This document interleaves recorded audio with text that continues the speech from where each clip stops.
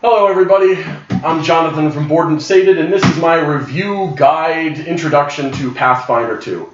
What I want to do here is I want to give you a basic explanation of how the game works, basic explanation of the changes really between Pathfinder 1, Pathfinder 2, and 5th edition in Pathfinder 2. Because Pathfinder 2 really in essence is Pathfinder's answer to 5th edition, considering that 5th edition is basically what killed Pathfinder for a lot of the player base.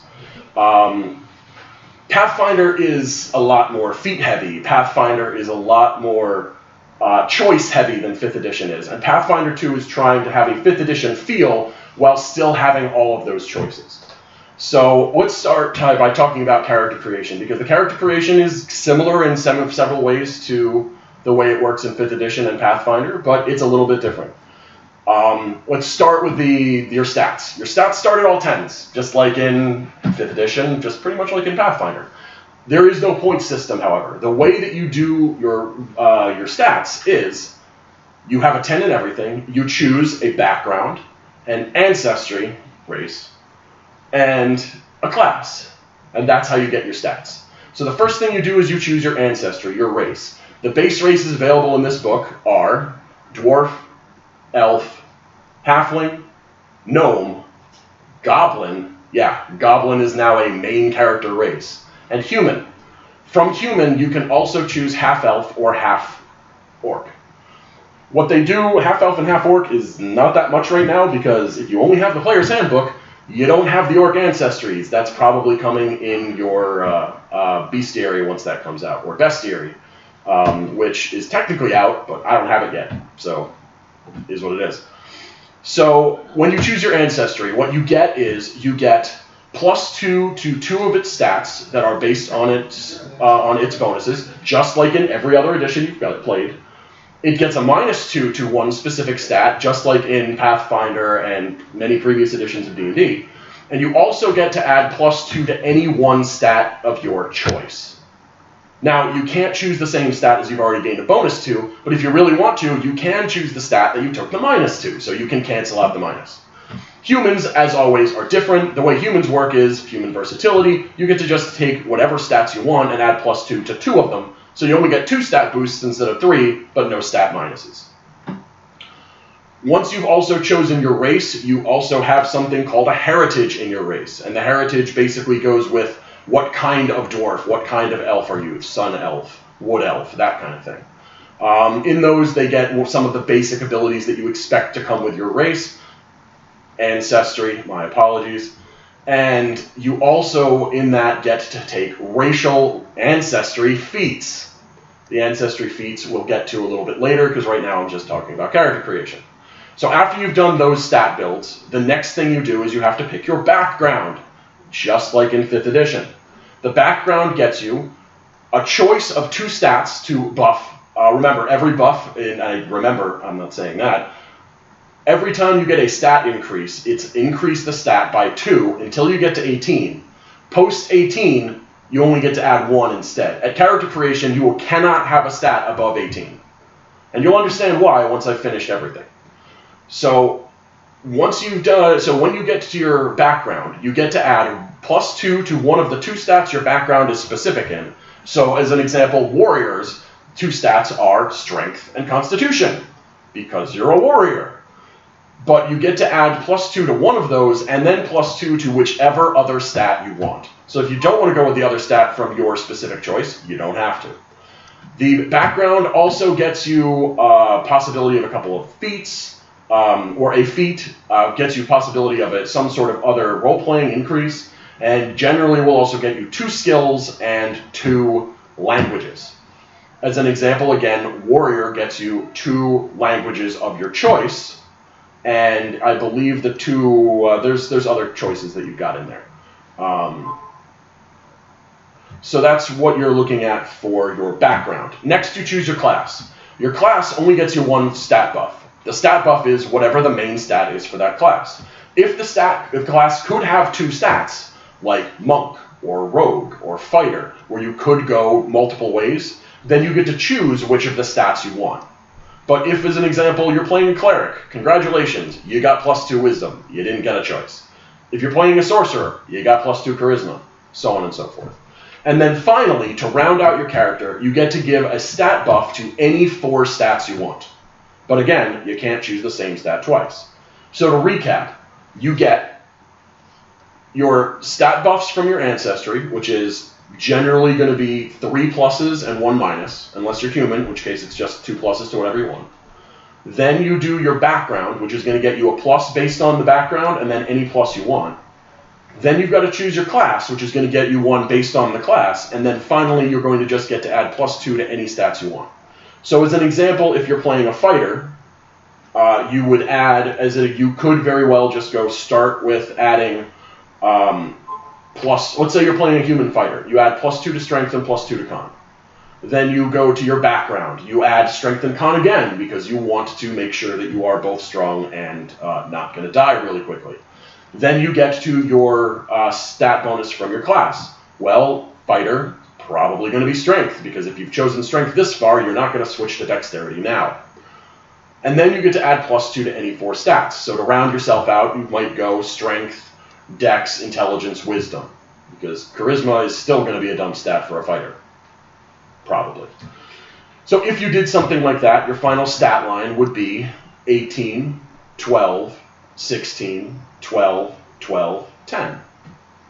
And that's how your basic stat line is going to look. Now, if you're playing a non-human race, you very well may end up finishing your stat line off as 18, 16, 14, 12, 10, 8.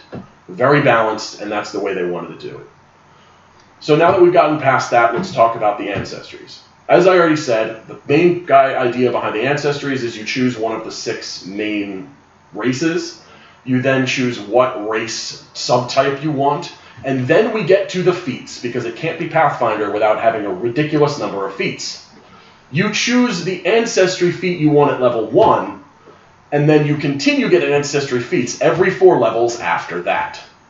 So the ancestry feat at level 1 is going to be something that you would normally think you would get by just choosing the race. Like with dwarves, you get the hardiness or stone cunning, or you can get poison resistance, things like that. As a goblin, you can get fire resistance. As an elf, you can be a cold elf and get cold resistance. The gnome ones are hilarious and goofy, and they are a lot of fun to work with, but they're strictly role-playing based. So again, you play it however you want. The system is built to be able to do what you need to do and give you an enormous number of options. So that's ancestries. Next, we go to the background. They went really far with the backgrounds, more so in my opinion, than 5th edition did. There are 35 separate backgrounds in the main core rulebook. And I think that's great. The basic idea is that we've got a lot of backgrounds to choose from, and they give you generally 2 skills. They usually give you a specific skill feat because one of the skills that is available in this edition is called lore, and there are an infinite number of lores. You basically choose what lore you want when you take the skill. And when you take your background, you get a specific lore that is based on your background. It's a very cool idea. Next, we go to, of course, picking your classes. There are 12 core classes in Pathfinder 2.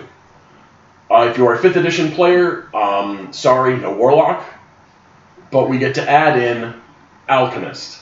Alchemist is a core class in this edition. If you remember in Pathfinder 1, or if you've never seen Pathfinder 1, it was the first of the secondary ones that came in the Advanced Player's Guide. So we've got a lot of different classes in there. We've got Alchemist, then Barbarian, then Bard, Cleric, Druid, Fighter. Actually, there's one thing I forgot in there because I just skipped it. Champion. There is a class called Champion because they didn't want to use Paladin. Because Paladins are usually thought of as lawful good, and they wanted to give you more options. So Champion is a class that they created that doesn't necessarily have to be lawful good. If you go lawful good as a champion, then you're a Paladin. If you go neutral good as a champion, you're something else. I don't remember what it's called, so I'm going to open the book and take a look real quick. So if you go the lawful good route, then you are a Paladin. If you go the neutral good route, you are called a Redeemer. And if you are going the chaotic route, then you are a Liberator. This is not a video where I'm going to specifically discuss every single different class and abilities because that will take way too long. So let's just leave it at that. If you want to see something about that in the future, let me know. So that is another one of these classes we have, basically Paladin. All the other ones that we're thinking of are the normal ones you would generally expect. After Fighter, you end up having Monk. You have Ranger, Rogue, Sorcerer, Wizard. And if I forgot any off the top of my head, there might be one or two. But all the general classes that you expect to see are the ones that you're going to have. Now, going into that, there's a couple of other things you get starting as your base character class. And that's one of the things that we're going to talk about here. So starting as your base character class, the first thing you're going to see is what are your proficiencies. In this edition, perception is not a skill. Perception is basically like a saving throw. Everyone is automatically trained in perception because perception is what you use to be able to not only see things, but perception is also what you use to roll for initiative, probably. Again, I'll get into that a little bit later.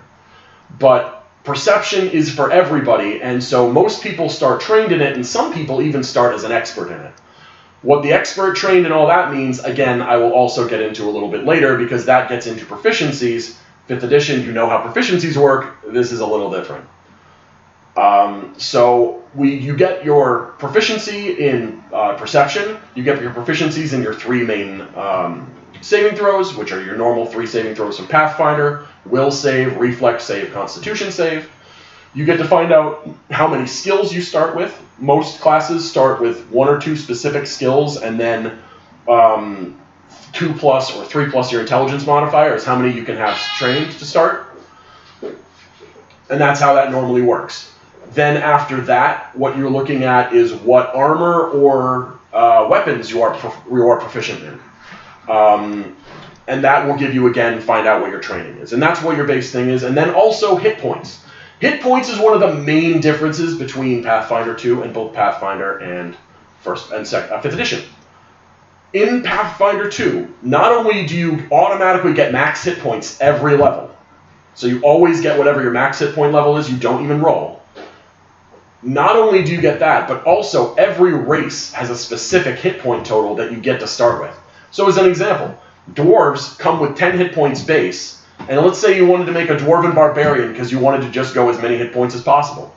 10 hit points for being a dwarf, 12 hit points for being a barbarian, and then you still get to add your Constitution modifier. So at first level, you could easily start with a 25 or a 26 to con without any trouble, or 25 or 26 hit points without any trouble. Even a wizard going goblin, or I think halfling has the least at 6. Elf also starts with 6. You could start even with that and having a 10 Constitution. You could still start with minimum of 11 or 12 hit points, even as weak or as little Constitution character as possible. An elven wizard would start with 12 if you had a con of 10. And that's still a lot more because they also streamline damage, which we'll again get into a little later. So that's all of your real starting stuff. And then of course this is Pathfinder, so how does getting your abilities work?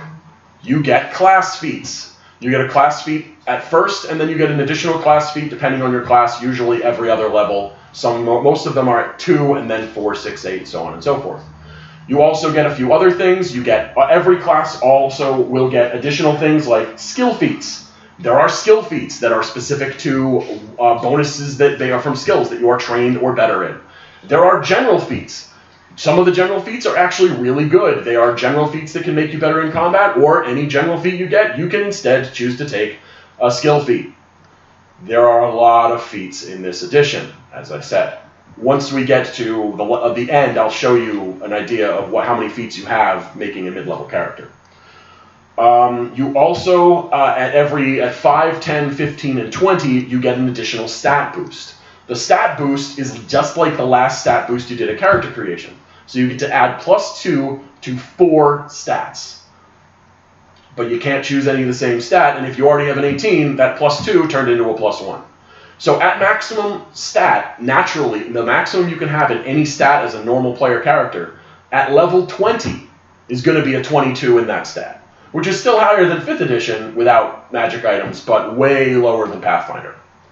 So again, they're trying to kind of reduce how the maximum stats work, while still at that point making it so you have a very well-rounded character. From there, you also have individual character builds. There's also, most characters have one of 3 or one of 4 choices that you make at 1st or 2nd level, just like in 5th edition. That's going to make your character more well-rounded, and then your character feats are what's going to make you into the style character you're really playing. The next thing that we really need to discuss in there is spellcasting, because obviously one of the main questions people are going to ask is, how is spellcasting different? Because there's huge differences between Pathfinder and 5th edition, so how does Pathfinder 2 spellcasting work? First, the number of spells you get is closer to what it is in 5th edition than in Pathfinder. At maximum level, you have 3 of every single spell level. That's it. But just like in 5th edition, not only do you have an infinite number of uses of your cantrips, but your cantrips level with you. Your cantrips scale and they level and they become, their ability is basically at half your level rounded down. So if you're a 5th level character and can cast 3rd level spells, your cantrip counts as level 3. Generally, the way most of the cantrips work is 1st level, they just do a die of damage, then they add your stat modifier to damage, and then they just add additional dice every time after that. That's the basic way most of them work, but again, not all of them. Every rule has their exceptions. So then we also have heightening spells, just like in 5th edition. The way heightening spells works, however, is a little different, because if you are a spontaneous spellcaster, it works differently than the way it works if you are a learned spellcaster. If you are a learned spellcaster, cleric, wizard, druid, anything that needs to memorize their spells, the way it works is, once you learn a spell, you can then, when you basically write down what spells you have at each level, if you've learned a spell at 1st level and you want to have an 8th level version of that memorized, you just memorize it at 8th level. But it counts as an 8th level spell slot. So for that, you will in this case actually have different spells in your spell book, way more spells in your spell book than you will actually have on your character sheet most of the time. So you have to, when you memorize a heightened spell, you can, as an example, as a wizard, Fireball. Basic, like most common, one of the most common spells. 3rd level Fireball, you have it memorized. Let's say, as an example, you want to have a 3rd level, 4th level, 5th level, and 6th level Fireball memorized. Well, you have to memorize 1 at every level. So that's how that works. But you don't need to write down that you have more versions of it known. Spontaneous spellcasters have to say what spells they know. So if you want to have 3rd level Fireball, you have 3rd level Fireball. But if you want to heighten it, you also have to say that you have in your spell repertoire 5th level Fireball. And if you have 3rd level and 5th level Fireball, guess what? You ain't casting a 4th level Fireball. It's a little weird, but once you get used to it, it's really not that bad. Also, the spontaneous spellcasters do have another ability to get around this, which is called signature spells. Your signature spells, you only have to have memorized at you only have to have on your spell repertoire in 1 level, and then you can cast them at any other level you want. But you only have a specific number of signature spells, and again, signature spells is not something I'm going to be going into here. So that's the basic way that spellcasting works. If you want to make your spellcasting, you go against, either you're making a spellcasting roll to go against your attack, which, just like in 5th edition, you make your spell attack roll using your casting stat, and then you would add your proficiency modifiers, just like an attack. And if you go against something that's a saving throw, they make their saving throw, they make it or they don't. Normal way, just as expected from previous editions.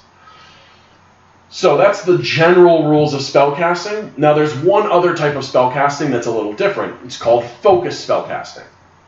Some classes have focus spellcasting, and that's your specialized spells. Like sorcerers get focus spellcasting as their like, if you are a dragon-blooded sorcerer, you get the dragon-blooded stuff. If you're a cleric, your domain spells are general, or domain spells have a different rule for it. But if you are a bard, you have them. Paladins don't get normal spellcasting at all. Instead, they only get focus spellcasting, so that you can get focus spellcasting that way. Monk abilities work off focus spellcasting, and several other characters work off of focused spellcasting or focused abilities instead of regular spellcasting. Rangers, in this edition, aren't spellcasters at all. So, if you really wanted to play a caster ranger, sorry, play a different edition. So then we go on, so that's our main idea with spellcasting. The next thing we have to do after classes is multi-classing.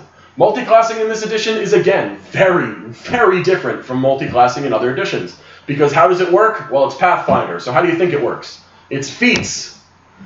You choose a feat instead of your normal class feat, and you can take it as a multi-classed feat, which gets you into that class. And the way that you gain more abilities from the other class is by taking more of your class feats and using them for the multi-class feature.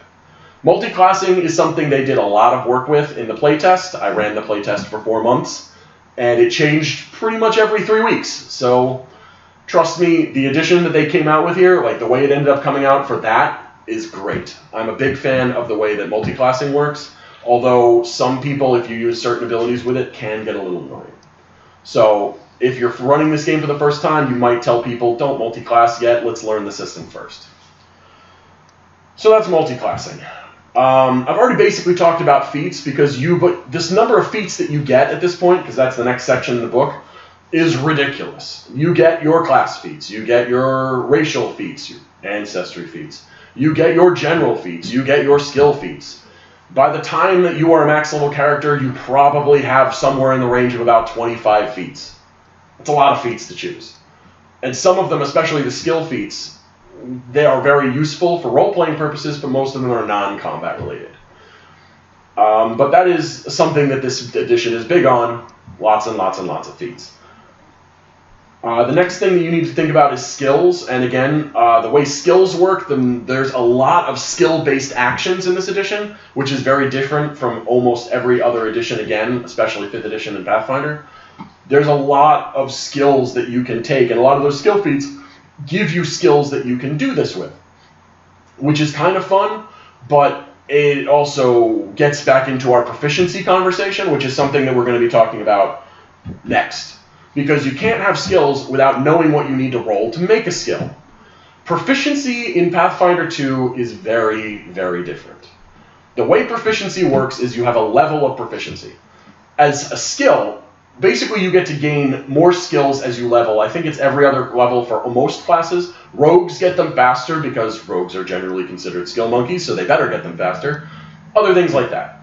Again, that's the way it is. So, and you start with any skill that you take being trained, and once you get to a certain level, you can raise them from trained to expert.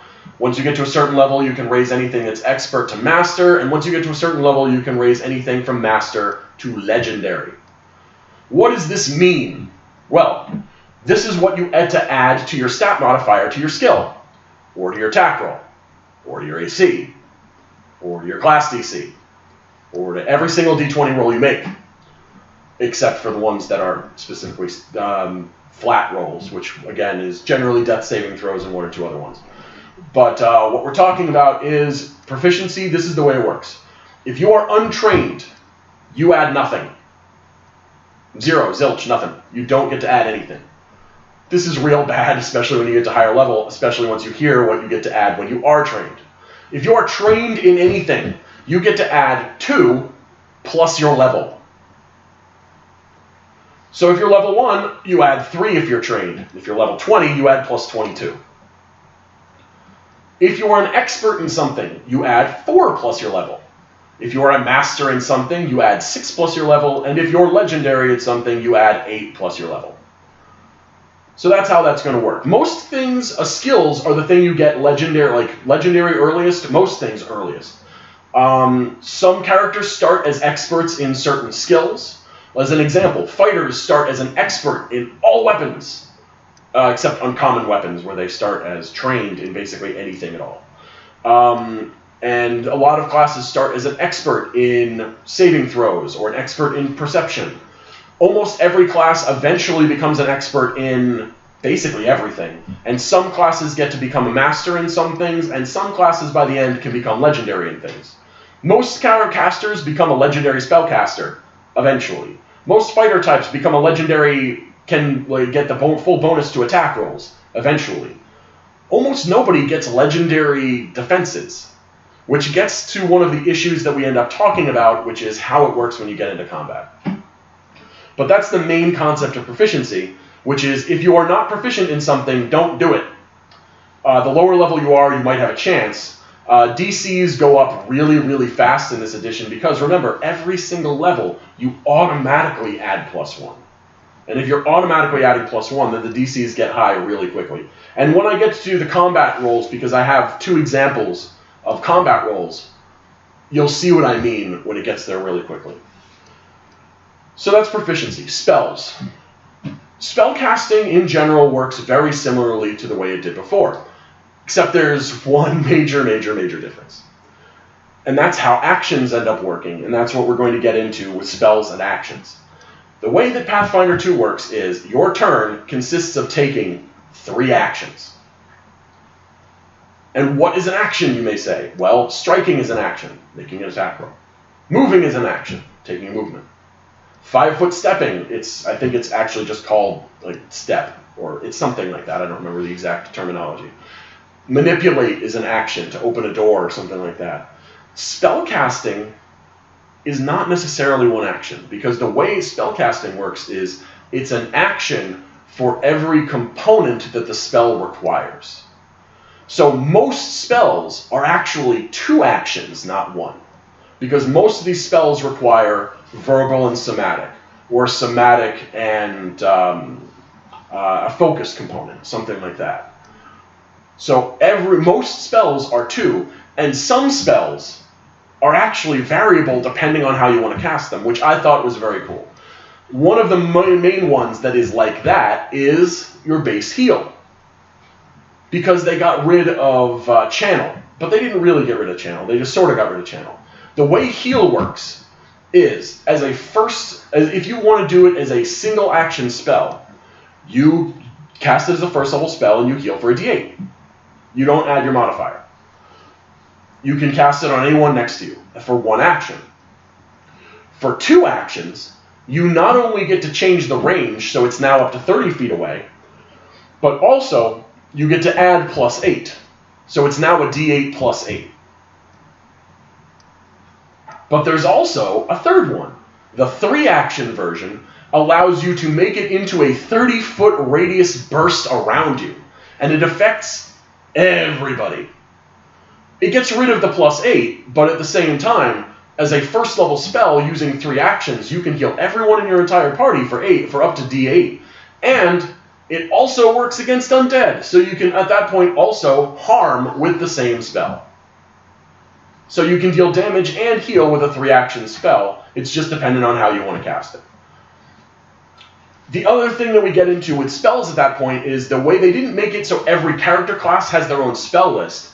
Instead, there's 4 spell lists right now. There is Arcane spell list, Divine spell list, Occult spell list, and Primal spell list. Wizards obviously work off of Arcane. Clerics work off of Divine. Bards work off of Occult, and Druids work off of Primal. Sorcerers, you might be asking, well, wouldn't they also be Arcane? They did it in a really fun way here. Based on what your blood is which one you use. So if you go an Arcane-based blood, you are working off the Arcane list, but you could also go with a Primal-based blood or a Divine-based blood. That's right, you can be a sorcerer healer. It's a very interesting concept, and I, again, thought that was pretty cool. And some of the spell lists also share spells, but like some of the Arcane and Occult spells are the same. Some of the Divine and Occult spells are the same.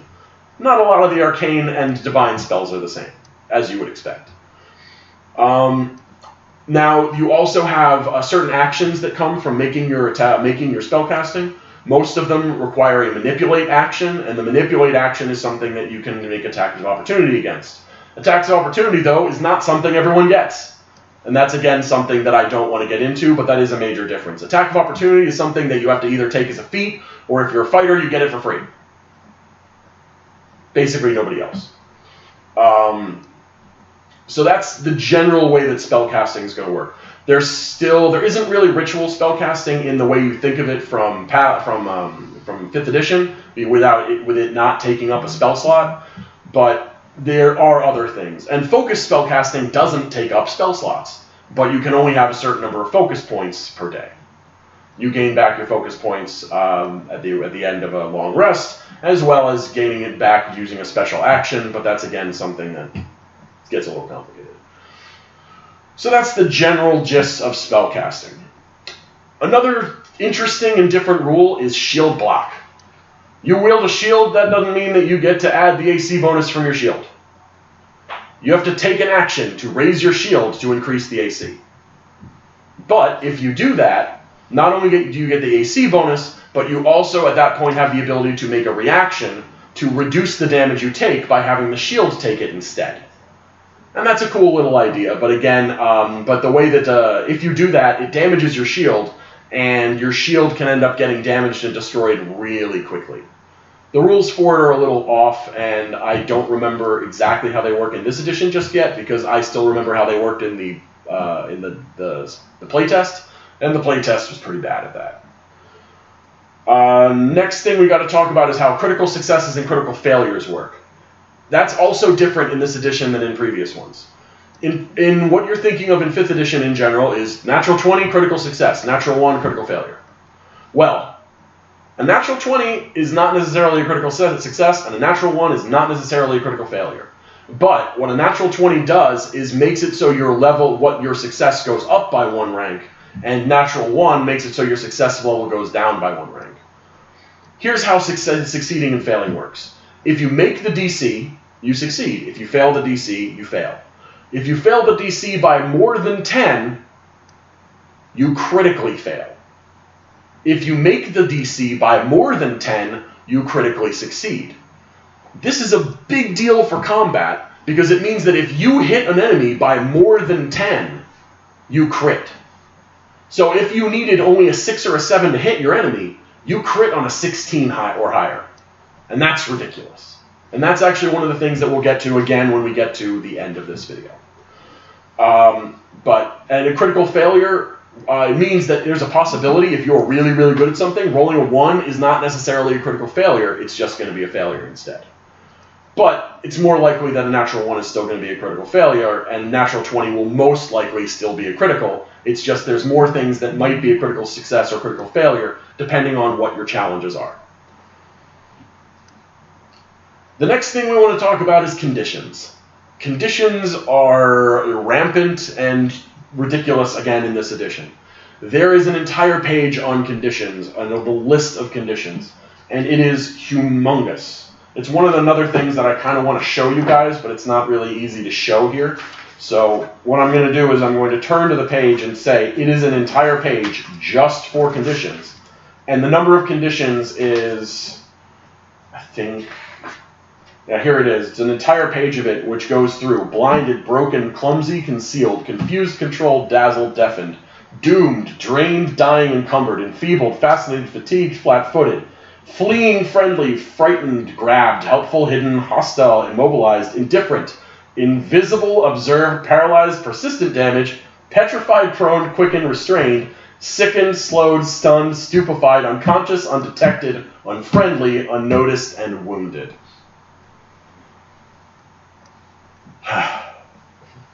It's a lot of conditions.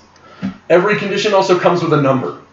And the number generally just tells you how many rounds it affects you for or how bad it is. Like poisoned generally comes with a certain amount of how bad poisoned can get. Attack rolls. Now, one of the things that comes with the multiple action concept is that your attack rolls, you can take whatever you want with any action. If you want to move 3 times, you can move 3 times. If you want to attack 3 times, you can attack 3 times. But it's the same old multi-roll, multi-attack penalty as in previous editions in Pathfinder, because there is no multi-attack in 5th edition. You get the number of attacks you get. But the way multi-attack penalties work is the same way it used to, which is -5, -10. Obviously, it's very difficult to get more than 3 attacks, considering 3 actions. But there are ways to reduce the penalty. Finesse, light weapons reduce the penalty, and there are certain skills and feats in your character class that can also reduce the penalty. So that's something that can happen. But if in a standard situation, at level 1, if you're next to someone and you really feel like it and got nothing better to do, you can just say, I swing at him. I swing again at -5, I swing again at -10. And let's say you do happen to do that, that gets us into our dying conditions. If you are knocked out, you get to 0 hit points, you are dying. You gain the dying condition. You generally will gain the dying 1 condition. you automatically change your initiative to 1 below the guy who knocked you out. And then on your turn, what you do is you make a flat check to see if you are still dying or not. The flat check is 10. The DC of the flat check is 10 plus the number you have of dying. So on the first turn, the flat check is an 11 because 10 plus dying 1. Now, sadly, if you get critically hit to get you to dying, you automatically skip dying 1 and go straight to dying 2. So, on your turn, you make that flat check. If you succeed, congratulations, you reduce the dying by 1. If you're at dying 1 and you succeed, you stop dying and you go to unconscious. If you fail, you go to dying 2. If you critically fail, congratulations, you just went to dying 3, skipping dying 2 completely, and you might very well die very quickly again. Just like in 5th edition, if you get hit while you're dying, you take another dying condition so you can get killed real quick. Now, if you happen to get resurrected or brought back from dying, and you're still in the same encounter, you gain the wounded condition. The wounded condition basically says if you're brought back down to 0, you add 1 to any dying condition you would get. So you'd start at dying 2 instead of dying 1. So it's easier to kill you if you've already been nearly killed already. That's the general idea behind that. But you can also take Die Hard and make it so you don't die until dying 5, so that's a general feat that's available. Once we get past dying, we talk about action types. There's lots and lots of different action types. We've talked about most of them, but there are lots and lots more. Honestly, again, this is one of those things where talking about every single different condition might take a little too long. So I just want to go over a couple. So you can make skill checks as an action. There's lots and lots of skill actions that you can take. You can also do crawling. You can do a hide check. You can do obviously the raise shield action, as I said. If you're already behind cover, you can make it so you get more cover. Things like that. But there are enormous numbers of action types, and that's one of the other issues with this edition, which is that there's a lot to memorize. And a lot of people really don't want to play an edition like this because of the amount of memorizing that's involved. There's only 2 more real concepts that I want to talk about left, and then I want to get to a basic combat example.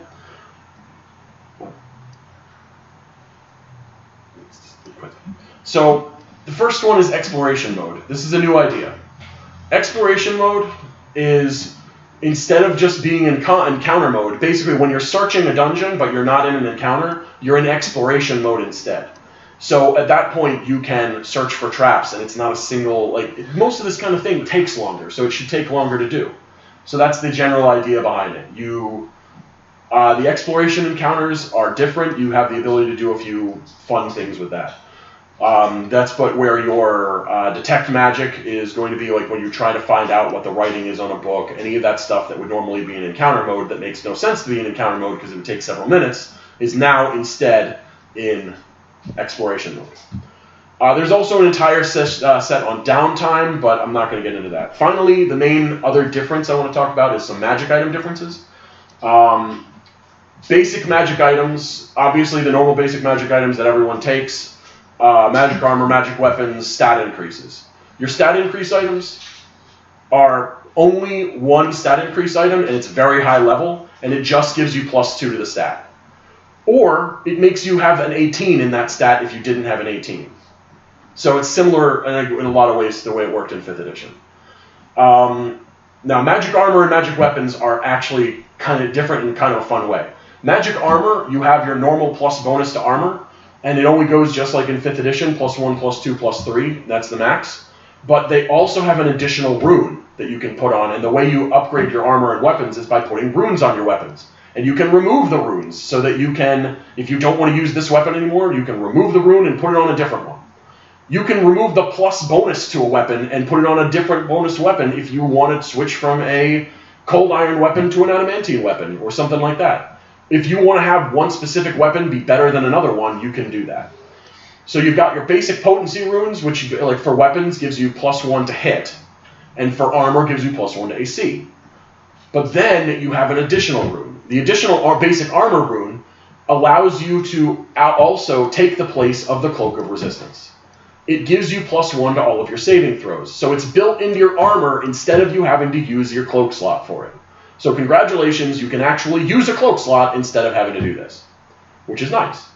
The armor thing is, the weapon thing is a little different. Instead of having just +1 to hit and then your potency being +1 to damage, they reduce damage significantly. So the +1 potency is, instead of +1 to damage, it's +1 die type to damage. So your D8 becomes 2D8. If you've got a +2 potency, your D8 becomes 3D8. It also means there are no 2 base dice weapons anymore. When you go up in size category, it maxes out at a D12. Sorry. So that's the general idea behind your magic items. Armor class also have a massive change. They made it so that you did not get as much of a bonus from armor. The maximum you can get from light or medium armor is +5. And when I say maximum, I mean the armor bonus is 1. The dexterity maximum is 4. The armor bonus is 3. Dexterity maximum is 2. The armor bonus is 4. The dexterity maximum is 1. Heavy armors, you get a maximum of 6. With heavy armors, you can get 5 armor and 1 dexterity, or full plate gets you 6 armor and no dexterity modifier bonus. So ACs have been massively curtailed. And that brings me to the last thing that I want to talk about, which is a basic combat idea. I'm not rolling any dice. That's not going to be happening. I just want to say what a lot of people are thinking, which is, how do you hit? How does it work when you get into combat? I used the basic example of a level 1 fighter trying to hit himself. A basic level 1 fighter starts with the ability to, if he was fighting against someone exactly like himself, you would gain, I just used a long sword and a shield going with a guy with a breastplate going against the same guy. So if you were going to do something like that, your armor class would be very simple. The way that I set it up, it doesn't really matter what your dexterity is as long as you have a +1 bonus, because breastplate is +4 armor, +1 dex. So if you did that, you would have AC is exactly the same way it works in other editions. You've got 10, and then you add your proficiency modifier, which is different. You're going to add proficiency modifier, which in this case is a level 1 character. You are trained in your armor, so you would add 2 plus your level, which is 1. So you would have 10 plus the 3. As a breastplate being 4 armor, you would add 4. And then you would add 1 more because of the fact that you have a dexterity of 12. Because it's very easy to get to a dexterity of 12. So if you did that, you would have your 10 plus your 3 plus your 4 plus your 1. Which would get you to an AC of 18. Now you also, if you want to, have the ability to take the shield, raise your shield action, which would make your AC go up to 20. That's basically about as high as you can get as a level 1 character. Now, that's your AC. What would your attack roll be? Your attack roll, if you maxed out your strength, would be at +4 from having an 18 strength. You would add your proficiency modifier. Fighters start as expert in weapons, so you add 4 plus your proficiency modifier. So you would add +4 and then additional +1. So you would add 9. So you would have 4 from your strength and 5 from your proficiency to make your attack bonus 9. So in this case, a fighter would have a +9 to hit, and going against himself would have either an 18 or a 20 AC. So you need either a 9 or an 11 to hit. And fighters are actually better at hitting than almost everybody else. Almost everybody else is only going to start at trained in both their armor and weapon. So in most cases, if you're trying to attack yourself and you've set it up correctly, you're going to need an 11 to hit. As you get higher in level, you will gain more to hit than you will to armor class, which makes it easier for you to hit, which is good because your first attack should hit more often, but then the second and third attacks, if you were going to happen, should hit less often. The problem comes when you are fighting against creatures that are either distinctly higher level than you or distinctly lower level than you. Because everyone gets to add their proficiency modifier to AC and attack rolls, if you're a level 8 character fighting against a level 12 monster, they automatically have at least an additional +4 on that. And that's where it came to a problem in the playtest, and that's why so many people had a problem with this, and that's why I'm concerned that they didn't change it for the main game. When you're trying to fight against a monster that's distinctly higher level than you because you want to fight against that big bad, the chances are he's going to crit you pretty easily, and it's going to be difficult for you to hit him at all. Obviously, you got to play it out to find out. We'll find out as we keep going. And that's basically everything we need to go over. If there's anything that anyone wants to ask in questions, just go ahead and put it in the comments. I hope you liked the video. If you did, go ahead and like, subscribe to our channel. We'll be adding more content as we can. Everybody have a good day, and I'll see you next time.